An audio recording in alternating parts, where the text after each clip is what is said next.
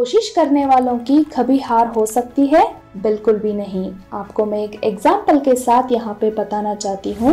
जब आप कुछ पढ़ने के लिए बैठते हो, जैसे कि हिंदी, आपको इसमें से कुछ समझ में नहीं आ रहा है तो क्या करते हो? चुपचाप बैठते हो? नहीं, दोबारा उसको पढ़ने की कोशिश करते हो। फिर भी आपको समझ में नहीं आया तो क्या करते हो? किसी की मदद लेकर, घर में बड़ों की या तो टीचर की मदद लेकर आप क्या करते हो? उसे पढ़ना सीख जाते हो, क्योंकि वो एग्जाम में पढ़ने वाला होता है। पढ़ोगे तो उसका हल निकाल पाओगे, है ना? इसीलिए कोशिश करने से क्या हुआ? आपको जो नहीं समझ में आ रहा था वो समझ में आ गया। तो चलिए, आज मैं एक आपको कविता सुनाना चाहती हूँ इसी के बारे में।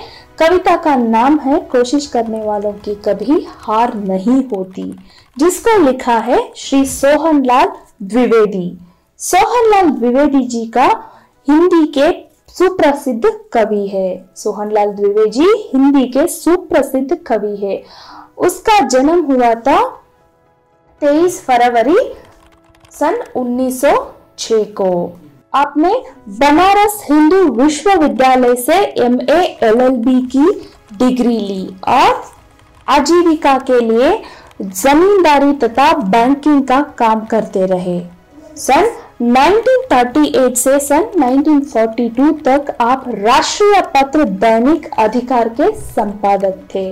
कुछ वर्षों तक आपने अवैतनिक यानी कि बिना वेतन, बिना पगार के बाल पत्रिका बाल सखा का संपादन भी किया।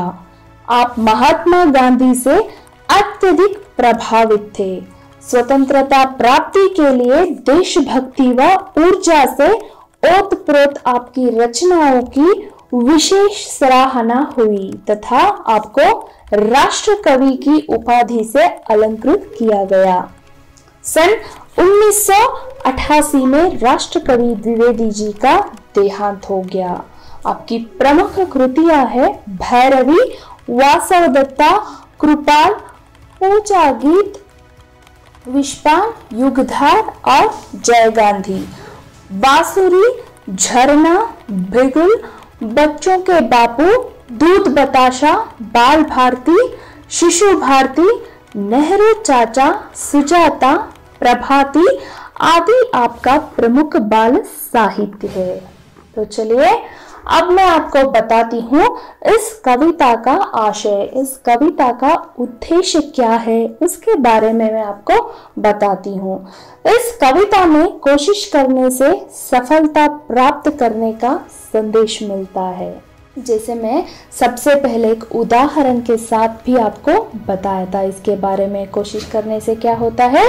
आपको जो चाहिए आप उसको पा सकते हैं, यानी कि सफलता प्राप्त हो सकता है। कवि कहते हैं कि जीवन की प्रतियोगिता में असफलता से विमुख न होते हुए अपनी कमियों को खुद पहचानकर स्व प्रयत्न से लगातार आगे बढ़ने से हार कभी नहीं होती है।